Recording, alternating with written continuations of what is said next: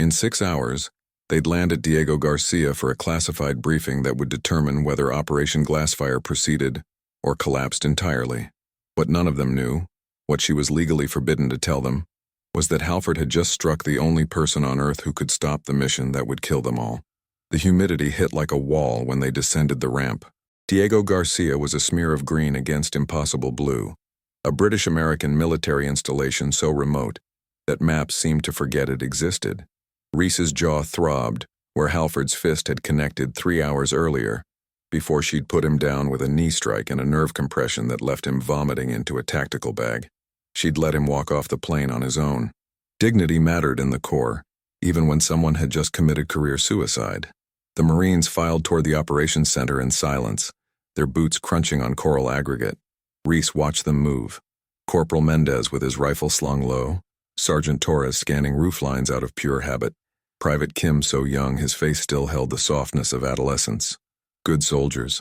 The kind who followed orders even when those orders made no tactical sense. Captain Navarro. Colonel Erickson stood at the hangar entrance, his face carved from the same granite as his voice. 30 years in Marine Special Operations had given him the appearance of a man who'd forgotten how to smile. Behind him, 3 figures in civilian clothes watched with the predatory stillness of intelligence officers. "Sir." Reese snapped a salute that made her ribs ache. Halford had gotten in one good body shot before she'd ended it. "Briefing in 20 minutes. Your team only, no support personnel." Erickson's eyes flicked toward the C-130, where medics were helping Halford down the ramp. "The lieutenant commander will not be joining us." "Sir, about that." 20 minutes, Captain. Get your people hydrated and ready." He turned away. Conversation over. The operations center smelled like coffee and old electronics. Reese's team filled the front row of folding chairs while she stood near the projection screen, feeling the weight of their attention. These men and women had trained with her for 8 months. They'd earned the right to know what they were walking into. But she couldn't tell them. Not yet. The lights dimmed. A map of the South China Sea appeared on screen, marked with red zones that made Reese's stomach tighten. Erickson moved to the podium, flanked now by the civilians. One of them, a woman with silver hair and eyes like frozen lakes, stepped forward. "I'm Director Kwan, Defense Intelligence Agency. What I'm about to tell you is classified at the Yankee White level. You will not discuss it with anyone outside this room, including other members of your unit. You will not commit any part of this briefing to writing. If captured, you will claim to be conducting routine maritime reconnaissance. Is that understood?" "Yes, ma'am," the team responded in unison. Kwan touched a remote. The map zoomed to show an island chain Reese didn't recognize. 72 hours ago, a Chinese research facility on Mischief Reef went dark. This facility was supposedly conducting deep-sea mineral surveys. Intelligence suggests they were actually developing a neurological weapon, something that targets the human nervous system through electromagnetic pulses. We have evidence that the weapon malfunctioned during testing. Everyone on that island is likely dead. Mendez raised his hand. "Ma'am, with respect, how is this our problem? Why not let the Chinese handle their own mess?" "Because," Kwan said quietly, "the facility's backup generators will fail in approximately 96 hours. When that happens, the containment systems will collapse, and whatever killed those researchers will be released into the atmosphere. Prevailing winds will carry it across the Philippine Sea, potentially affecting civilian populations in Guam, Okinawa, and the Philippines. We're talking about millions of people." The room went silent. Reese watched her team process the information. The way Kim's face went pale, how Torres's jaw clenched, the slight tremor in Mendez's hands. "Our mission," Erickson continued, "is to infiltrate the facility, locate the weapon or its control systems, and either contain or destroy it. Rules of engagement are weapons-free. If you encounter Chinese military personnel, you are authorized to engage. This is a zero-footprint operation. If things go wrong, the United States government will deny you ever existed." Reese felt her chest constrict. She'd run dozens of black ops, but this was different. This wasn't about destroying enemy infrastructure or gathering intelligence. This was about preventing an apocalypse while maintaining plausible deniability. "Captain Navarro will lead the ground team," Erickson said, nodding toward her. "She has specialized training in chemical and biological containment. You will insert via submarine at 0300 tomorrow, approach the island by RHIB, and complete your mission within a 6-hour window. Exfiltration will be by helicopter if possible, by sea if necessary. Questions? Torres stood. Sir? What exactly are we walking into? What does this weapon do to people? Quan exchanged a glance with Erickson. Based on the final transmissions from the facility, the weapon induces catastrophic neural degradation. Subjects experience extreme paranoia, violent hallucinations, and complete loss of motor control. Death occurs within 12 to 18 hours of exposure. Jesus, someone whispered. The good news, Quan continued, is that our intelligence suggests the weapon requires direct line of sight to affect targets. The facility is underground, and we believe the containment breach hasn't reached the surface level yet. If you move quickly and follow protocols, you should be able to complete the mission without exposure. Should be able to. Reese caught the hedge in that statement. The careful language that absolved everyone in this room of responsibility if her team ended up twitching on a laboratory floor, their brains melting inside their skulls. Captain Navarro, Erickson said. A word. She followed him to the corner of the room while her team reviewed tactical maps. Erickson kept his voice low, his face angled away from the others. You need to know something, he said. Lieutenant Commander Halford wasn't supposed to be on that transport. He inserted himself onto the manifest yesterday, claimed he had orders from PACOM to observe the operation. That's not protocol, sir. No, it isn't, which is why I need to know what happened on that plane. Reese measured her words carefully. The lieutenant commander made inappropriate physical contact. I defended myself using minimum necessary force. He's bruised but functional. Erickson's expression didn't change. Halford has friends in high places, Captain. Powerful friends who don't like the idea of a Marine ground officer leading this operation. They wanted Navy oversight. This is a Marine mission, sir. It was until someone decided to turn it into an inter-service pissing contest. Erickson's voice carried an edge now. You put down a senior officer. That creates complications. He put his hands on me first, Colonel. Or does that not matter? For the first time, something human flickered in Erickson's eyes. Something that might have been respect or sympathy or both. It matters, he said quietly. But Halford's going to file a complaint. By the time you get back from Mischief Reef, there'll be an investigation waiting. You need to be prepared for that. Reese felt her jaw tighten. Sir, permission to speak freely? Granted. I don't give a damn about Halford's complaint. What I care about is getting my team home alive. The submarine USS Connecticut was a tomb of recycled air and humming machinery. Reese sat in the cramped berthing area, cleaning her M4 carbine for the third time in 2 hours. Around her, the team prepared in silence, checking equipment, reviewing floor plans, making peace with whatever gods they believed in. Torres sat across from her, his scarred hands working a rosary. Former Force Recon, 2 tours in Afghanistan. A silver star he never talked about. He'd been the first to volunteer when Erickson asked for personnel willing to accept above-average risk. You think it's real? Torres asked without looking up. That weapon? DIA doesn't spin up operations like this for ghost stories. Yeah, but neural weapons? Electromagnetic pulses that scramble your brain? He shook his head. Sounds like science fiction. So did nuclear bombs once. Reese snapped the bolt carrier group back into place. Doesn't mean they won't kill you. Mendez appeared in the doorway, his face tight. Captain, we've got a problem. Kim's having a panic attack in the head, can't get him to breathe right. Reese handed her rifle to Torres and followed Mendez through narrow passages that smelled like diesel and sweat. They found Private Kim on the floor of the bathroom, hyperventilating, his eyes wide with terror. She knelt beside him, keeping her voice level. Kim, look at me. Right here. His eyes found hers, wild and unfocused. You're having a normal physiological response to stress. Your body thinks it's dying, but it's not. You're going to breathe with me. In through your nose, 4 counts, hold it. Out through your mouth, 6 counts. Can you do that? Kim nodded, gasping. They breathed together for 5 minutes until his heart rate settled and color returned to his face. When he could speak again, his voice was small, ashamed. I'm sorry, Captain. I don't know what. Nothing to apologize for. Fear is information, Kim. It tells you when to be careful.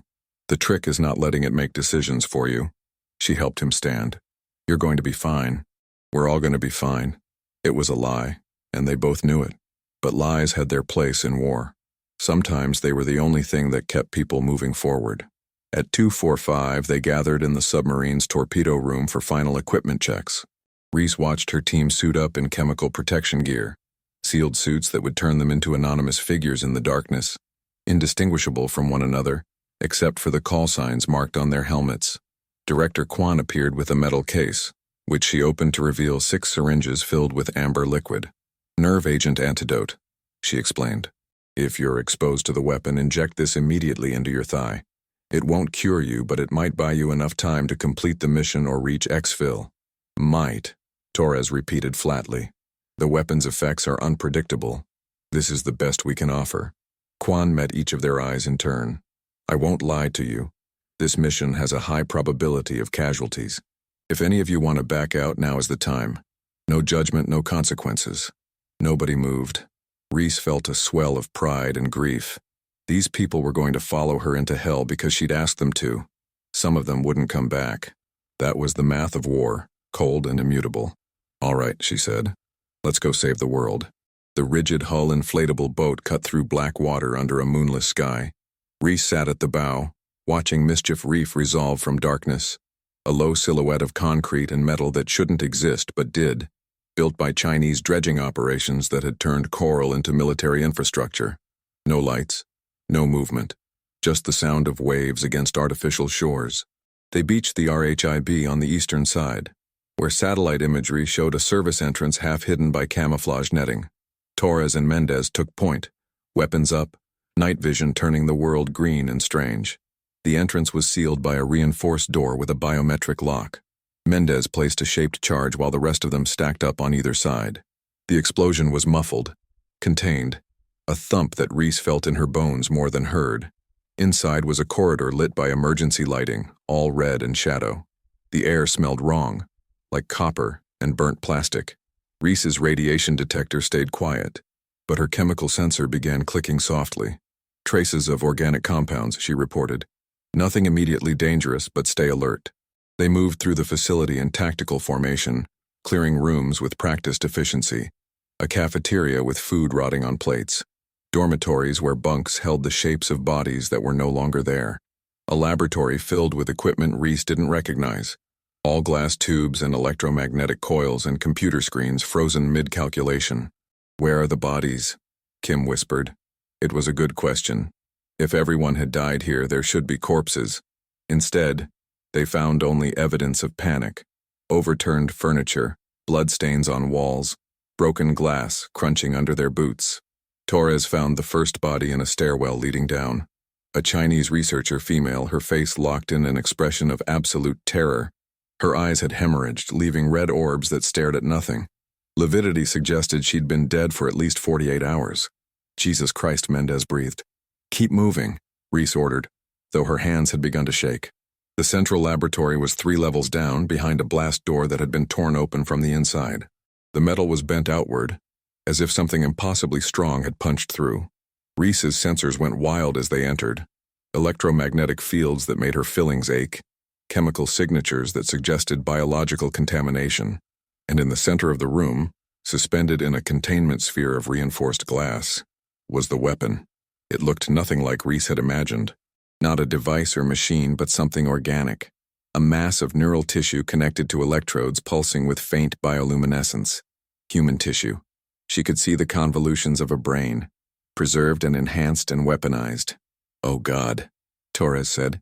What did they do? Kwan's voice crackled over the radio. Captain, do you have visual confirmation of the weapon? Confirmed. Director, this isn't a machine. This is biological. There's human neural tissue integrated into the system. Silence on the other end, stretching for 5 seconds. 10. Understood, Kwan finally said. Your orders remain unchanged. Destroy it. Reese circled the containment sphere, looking for access panels, power sources, anything she could use. That's when she noticed the video feeds on the monitors surrounding the sphere. Security camera footage from throughout the facility, all time-stamped from 3 days ago. She watched researchers flee in panic, watched them claw at their own faces, watched them turn on each other with improvised weapons, eyes empty of anything human. And in every frame, in every corridor, she saw the same thing. A flickering distortion in the air like heat shimmer, moving with purpose and intelligence. Captain, Kim said urgently. The containment sphere. Look at the glass. Hairline fractures, spreading like frost across the surface. Everyone out. Now. Reese's voice cut through the radio chatter with the force of command. Her team didn't question, didn't hesitate. They'd been trained to trust her instincts even when those instincts contradicted mission parameters. But Torres grabbed her arm. "Captain, we came here to destroy this thing. And we will. From a safe distance." She pointed to the fractures spreading across the containment sphere. "That glass is failing. When it breaks, whatever killed those researchers gets released.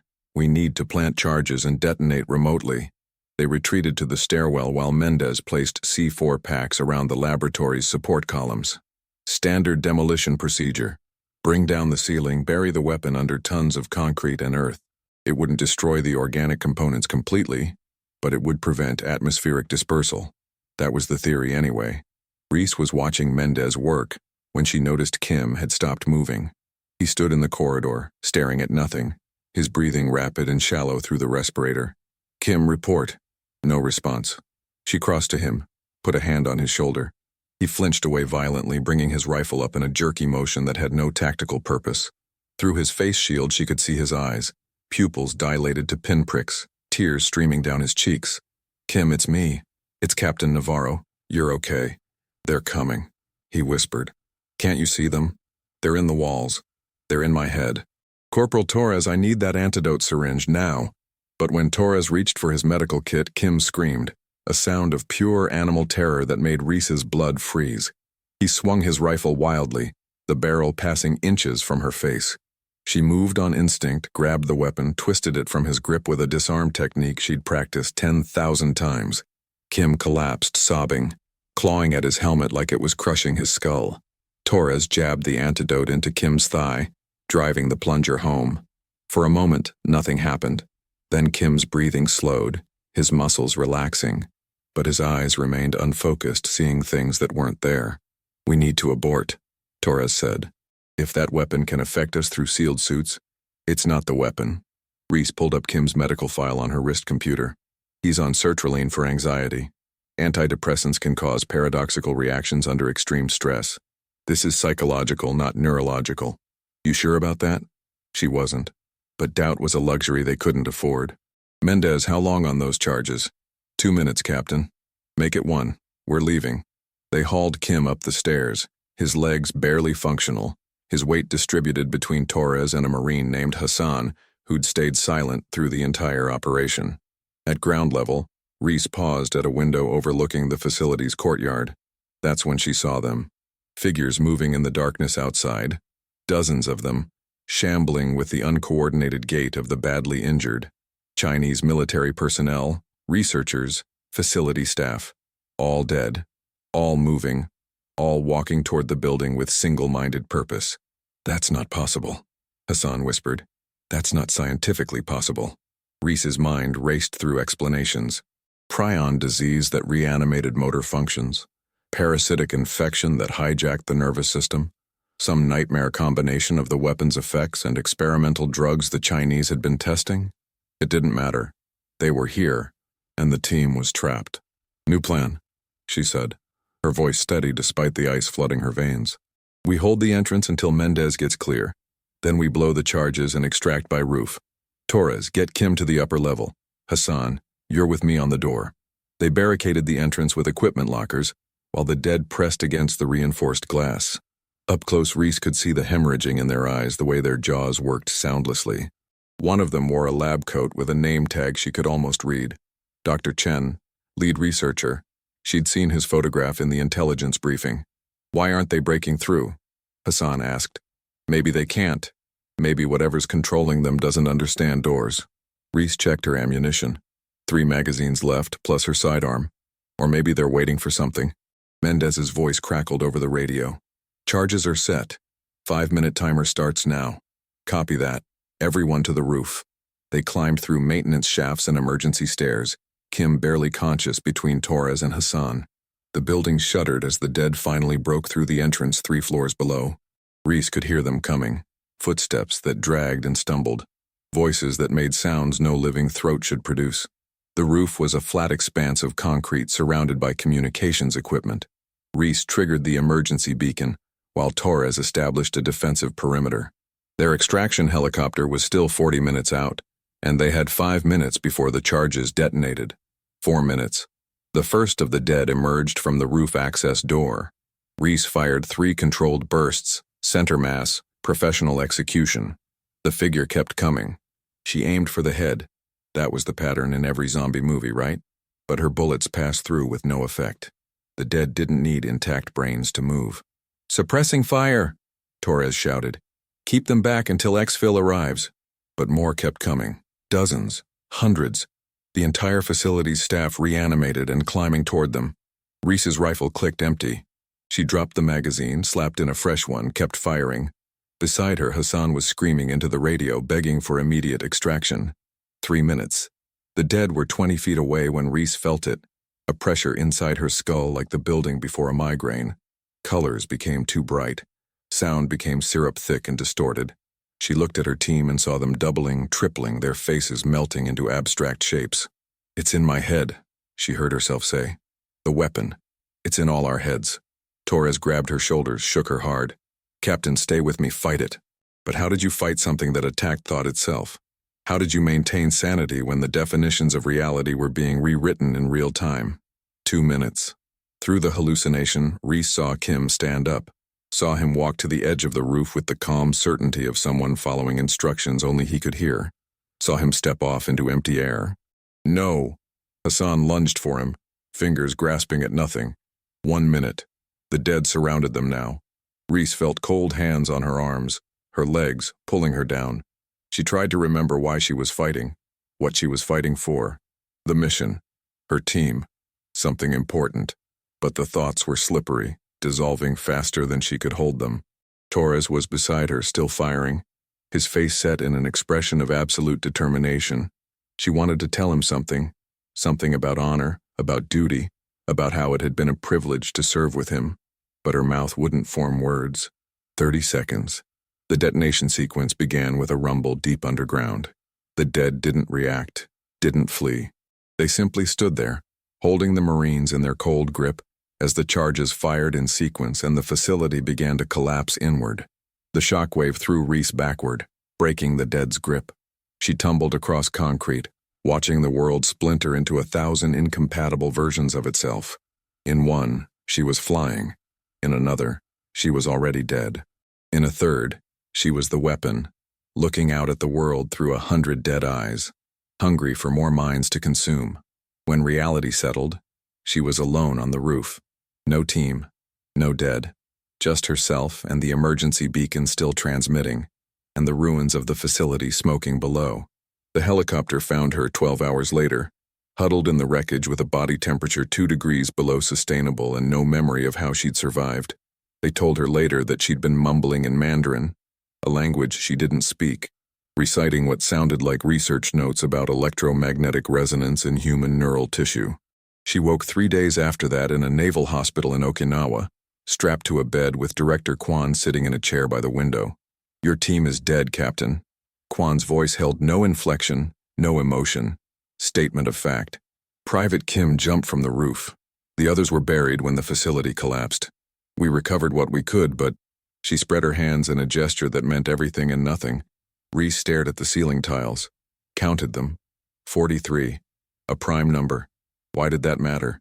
Why did anything matter when Torres and Hassan and Mendez were crushed under tons of concrete on an island that didn't officially exist? The weapon? She managed. Contained. The facility collapse buried the organic components under sufficient mass that atmospheric dispersal is no longer a threat. Chinese government is claiming the site was destroyed in an earthquake. We're not contradicting them. Kwan leaned forward. "What do you remember, Captain?" "Everything. Nothing." The distinction had become meaningless. "I remember the dead walking. I remember the weapon in my head. I remember..." She closed her eyes. "I remember Kim had a sister in Portland who was pregnant with her first child. Hassan's mother had Alzheimer's and didn't recognize him anymore. Mendez collected vintage baseball cards and never told anyone because he thought it was stupid. Torres prayed to Santa Muerte, not Jesus, because he'd done things in Fallujah he didn't think Jesus would forgive. Those are all accurate," Kwan said quietly. "How do you know them?" "I was in their heads, or they were in mine. At the end, we were all the same consciousness, connected through the weapon. I felt them die, Director. I felt each one of them stop existing." Kwan made a note on her tablet. The medical team wants to run more tests, neurological assessments, psychiatric evaluations. You suffered exposure to an unknown hostile system. We need to understand the long-term effects. The long-term effects are, I'm going to live with their ghosts forever. Reese turned her head to look at Quan directly. Why are you really here? You don't visit casualties just to check on their health. For the first time, something human flickered in Quan's expression. Uncertainty, maybe. Or fear. There's a complication, she said. A political one. Lieutenant Commander Halford filed his complaint while you were deployed. He's claiming you assaulted him without provocation, that you demonstrated instability and aggression that made you unfit for command. He's calling for a court-martial. Reese laughed, a brittle sound that hurt her throat. I just led a suicide mission into a Chinese bioweapons facility. I watched my team die. And the Navy's concerned about some prick I punched on a cargo plane? The Navy is concerned about controlling the narrative. Quan stood, moved to the window. Halford has friends in Congress, Captain. Senators who want to use this incident to question women in combat roles. Marine competence, the entire chain of command structure. If they discredit you, they can discredit the operation. Claim it was mismanaged from the start. It was mismanaged from the start. You sent 6 people to contain a weapon you didn't understand, with equipment that didn't work, and intel that was 72 hours out of date, all of which will come out in a court-martial, along with details about Chinese bioweapons research, violations of international treaties, and the fact that we conducted an undeclared military operation on foreign soil. Quan turned to face her. The Pentagon can't let that happen, which means they need you to be either a perfect hero or a convenient scapegoat. Right now, you're neither. Reese felt something cold settle in her chest. What are you asking me to do? Nothing yet. I'm telling you how the game is played so you're not blindsided. Halford wants blood. The brass wants silence. Your only leverage is what happened on Mischief Reef, and you can't talk about that without triggering classification protocols that'll bury you in Leavenworth. Quan moved to the door, paused. For what it's worth, Captain, I think you're a good Marine who got handed an impossible mission and somehow didn't fail completely. But I'm not the one who decides your future. She left. Reese lay there, staring at ceiling tiles, thinking about Torres and his rosary, Hassan and his questions, Mendez and his methodical hands assembling charges that brought a facility down on his head. Thinking about Kim, who jumped because voices in his head told him to, and whether those voices had been the weapons or just his own fear amplified beyond tolerance. The restraints on her wrists were soft fabric, medical grade, easy to slip if she wanted to. But where would she go? You couldn't run from the dead when they lived inside your memory. A knock at the door. Colonel Erickson entered, looking older than he had 10 days ago. He carried a folder marked with classification stamps that probably outnumbered the atoms in the universe. Captain Navarro. He sat in Quan's abandoned chair. I've read the after-action reports. All of them, including the parts the spooks want to keep classified until the heat death of the universe. Sir, you did good work on Mischief Reef. Impossible work. The kind that doesn't get medals because medals require public ceremonies, and this operation never happened. He opened the folder. But there's a problem. Lieutenant Commander Halford. Lieutenant Commander Halford, who has 17 senators interested in his version of events. Who's claiming you exhibited aggressive behavior, poor judgment, and violent tendencies that endangered your team. Erickson's jaw tightened. He's also implying that a female officer couldn't handle the psychological stress of command. My gender has nothing to do with... I know that. You know that. But Halford's found people who want to believe it, and they have the political capital to make your life very difficult. He pulled out a photograph. Reese on the cargo plane, her fist connecting with Halford's jaw, his head snapping back. Someone had been recording. This is their evidence. You, assaulting a superior officer. Reese studied the photo. In it, she looked wild, feral, absolutely committed to violence. What the photo didn't show was the 30 seconds before, when Halford had grabbed her breast and made a comment about women who thought they could play soldier. He assaulted me first, sir. Sexual assault, I was defending myself. Were there witnesses? She thought of the Marines in that cargo hold, their careful averted eyes. The unspoken code that said what happened between officers wasn't the business of enlisted personnel. No, sir, no witnesses. Erickson nodded, like this confirmed something he'd already known. Then it's your word against his. A traumatized captain with a history of high-risk assignments against a decorated officer with political connections. How do you think that plays out? I think the truth matters. The truth matters less than you'd hope. He closed the folder. The Pentagon wants this to disappear, Captain. They're offering you a deal. You accept an administrative discharge, honorable, full benefits, clean record. In exchange, you never speak publicly about Mischief Reef, never pursue charges against Halford, and never contradict the official narrative that the facility was destroyed by seismic activity. They want me to lie. They want you to remain silent. There's a difference.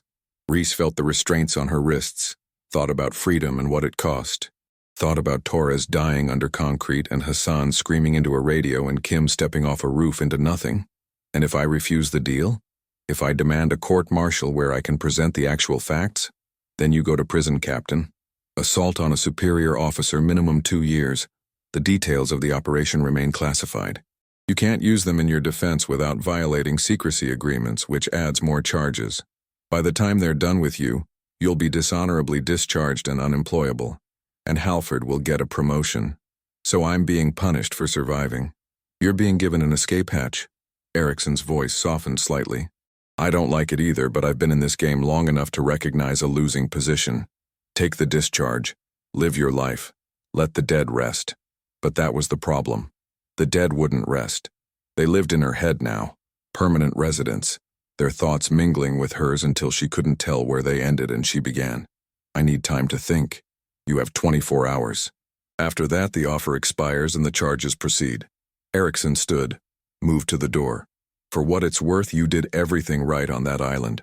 Your team died because the mission was impossible, not because you failed them. He left her alone with ceiling tiles and ghosts. Reese signed the discharge papers at 0800 the next morning, her signature steady despite the tremor in her hands. She walked out of the hospital into Okinawan sunshine that felt obscene in its normalcy. People were shopping, eating lunch, living lives that had never brushed against the things she'd seen. She found a bar near Kadena Air Base, the kind where off-duty military went to forget, ordered whiskey, stared at her reflection in the mirror behind the bottles and saw Torres staring back, then Hassan, then Mendez, their faces overlapping hers like a bad composite photograph. You look like someone who's seen some shit, the bartender said. Older guy, army tattoos fading on his forearms. More than I'd prefer. Isn't that always the way? He poured himself a shot, raised it in toast. To the ones who didn't make it back. She drank. The whiskey burned, clean and simple. Her phone buzzed. A text from a number she didn't recognize. Captain Navarro, this is former Lieutenant Commander Halford. I heard about your discharge. I hope you understand it was never personal. Sometimes people just aren't cut out for the pressure of real military operations. Best of luck in civilian life. She stared at the message for a full minute before deleting it. Then she ordered another whiskey and thought about justice and whether it mattered in a world where the truth died behind classification stamps. At 1700, her phone rang. Director Kwan. Captain, sorry, Ms. Navarro. I wanted to check in, see how you're doing. I'm doing what you people wanted, keeping my mouth shut, being a good little soldier. I know this isn't fair. For what it's worth, I advocated for the Pentagon to back you. They didn't listen. Reese laughed bitterly. Why does everyone keep saying for what it's worth? What is it worth, Director? What's the exchange rate between dead Marines and political convenience? Silence on the other end. Then, I'm sending you something. Files that were classified above your clearance level during the operation. You should read them. They might explain things. I'm a civilian now. I don't have clearance for anything, which is why I can send them to you without violating protocol. Funny how that works. Kwan paused. Take care of yourself, Reese. And I'm sorry. For all of it. The files arrived encrypted, required 3 passwords to open. Reese sat in her hotel room and read them on a laptop she'd bought with cash from a pawn shop. Read about the weapon's origins, not Chinese research, but an American black project from the 1990s, sold to China through illegal arms dealers now returning to bite its creators. Read about prior exposure incidents, test subjects who died screaming, containment failures that had been covered up with gas leaks and industrial accidents. Read that Director Kwan had recommended the operation be canceled, that the risk to military personnel was unacceptable, that better options existed for neutralizing the threat. Read that her recommendation had been overruled by someone whose name was redacted, someone who wanted proof that American special operations could succeed where CIA black ops had failed. Read that her team had been sent to die as a political demonstration. Torres, Hassan, Mendez, Kim, dead not because the mission was impossible, but because someone in Washington needed to prove a point. Reese closed the laptop, opened it again, began typing. She wrote for 6 hours straight, documenting everything, the briefing, the facility, the weapon, the dead that walked. She described Kim's eyes as he stepped off the roof, Hassan's last transmission, Torres praying to a saint who protected murderers because he believed that's what he was. She described Halford's assault, the careful language everyone used to avoid calling it what it was, the way the system protected men who wore their rank like armor against accountability. When she finished, she had 40 pages of testimony that would destroy careers, topple administrations, and violate enough classification protocols to earn her a life sentence. She encrypted the file, sent copies to 3 journalists she'd researched, all with track records of protecting sources. Added a note, "Publish this only if something happens to me. Otherwise, keep it as insurance." Then she bought a plane ticket to Washington, D.C. The Pentagon was a fortress of bureaucracy and polished brass. Reese walked through security with her discharge papers and a visitor badge, feeling eyes track her movement. Word had spread fast. The Marine captain who'd cracked, who'd assaulted her superior, who'd been quietly shuffled out. She found Halford's office on the 3rd floor, knocked once, entered without waiting for permission. He looked up from his desk, surprised. "Navarro, what are you doing here?" "I came to tell you something." She closed the door, engaged the lock. "I know what you did on that cargo plane. I know you thought you could get away with it because I'm a woman and you outrank me and nobody would believe me over you. I have no idea what you're talking about." But his voice carried an edge now, uncertainty creeping in. "I also know something you don't."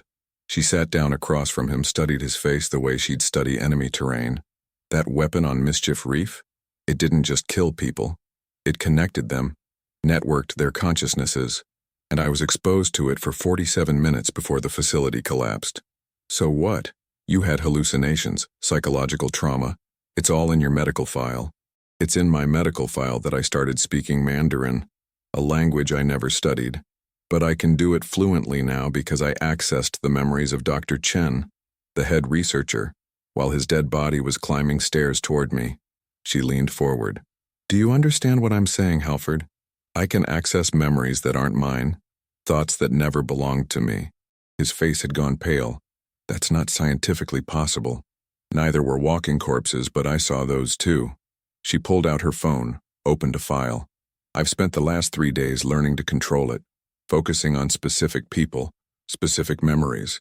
You know whose memories I've been accessing?" She showed him the phone screen. Video footage from the cargo hold, recorded by someone's wrist camera during the flight to Diego Garcia.